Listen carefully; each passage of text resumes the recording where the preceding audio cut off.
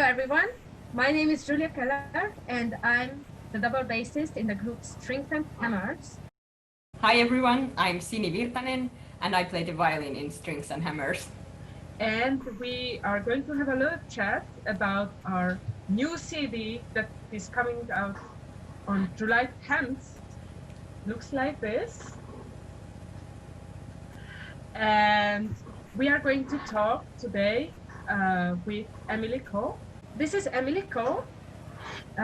She is one of the composers that wrote a beautiful piece for us for Strings and Hammers with the McCormick Percussion Group. And this piece is called Memento Mori, and it's written for violin, a double bass, and a percussion quintet. So Memento Mori, the word means a symbol of death or mortality, so a reminder about life, basically. And I wrote this piece because at the time, well, actually kind of now too, I felt like there were a lot of things in our world that was dying. Things like humanity, compassion, empathy, logic, common sense, all these things that we take for granted. So I wanted to write something about that. Because I'm a double bassist as well, I wanted to write a bass concerto, but I also want to write it as like a super bass concerto in which the violin and the double bass acts as one mega string instrument. And I see this bass as the upholder of truth and upholder of, I don't know, just all things that made sense. So I thought of this piece as like a super bass concerto where the soloists are always pitting against all the other things that we hear around, which is the percussion ensemble. One of the things about this piece was that I wanted to create a place that was a little bit disillusioned. And for me, musically, that almost feels like it's not supposed to be a piece that you can count to. In a lot of pieces that we play, it's pretty easy to get locked into a rhythm. In this piece, I really wanted to take that and throw it out. And some of the things I did to do that was the tempo is rather slow. We are all subdividing, but as we all subdivide, I think our subdivisions are kind of not completely exact, and I think that already gives the effect of the piece being kind of tense. And then the second thing about time or meter is that I used a lot of non-dyadic time signatures, which even Bob said he hasn't really played with that before, and so it was really fun to see the ensemble and everyone like learn that together. But what non-dyadic meters are time signatures that do not subdivide with the number 2. So 4/4 is dyadic, 2/2 is dyadic.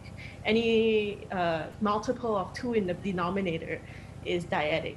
But once we get to 4/3, where a whole note is subdivided into 3, and what we get is a half note triplet, then we start to get into places that musicians don't really train for, and that becomes a little bit more awkward in addition to the very slow tempo. So like the essence of time in this piece is constructed strangely so that you get this feeling of being rather disillusioned and you cannot really figure out where you are in time.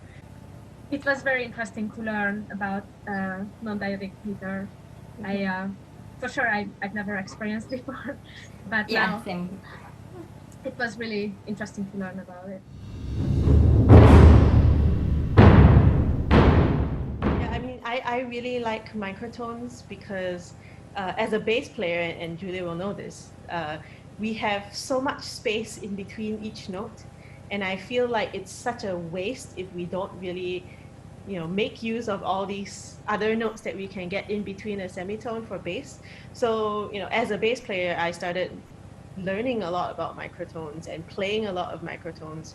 I'm working on a microtonal set of etudes for bass so that we can make use of this beautiful thing that's microtones in the bass, and also because most bass players don't use this ring finger. So it's such a waste that I don't use this ring finger. So I need to write something to train up my ring finger so that I can do something with it. So that's kind of how I started first playing around with microtones. And then because this is a super bass thing, right? And Sini also had to play microtones. And it's like, for you it's very difficult because between each semitone in the violin, there's like hardly any space. Like a little, I wouldn't even say you need to move your finger, but you just like turn it a little bit and it's like a completely new sound. So the juxtaposition of microtones in the highest registers and in the lowest registers was something I also thought was very interesting, in that different parts of the string sound has a different quality because of how microtones are on your instruments. Yeah, so in this piece in the ensemble, I created some microtonal boom whackers, and they were made of long plastic tubes that were supposed to be for putting those long, light bulbs inside. But if we took out the light bulb and only had the tube, then it sounds like a boom whacker. So boom whackers are tubes that you hit something with, or you hit the tube onto something, and it has a pitch. And so with these microtonal boom whackers, I could tune the boom whackers so that they were all quarter tone apart. That sound is very similar to double bass pizzicato sound.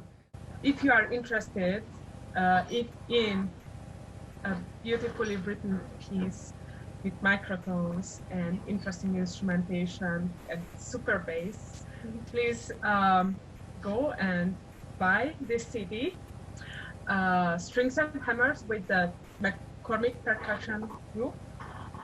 So you can listen to other pieces as well on this CD.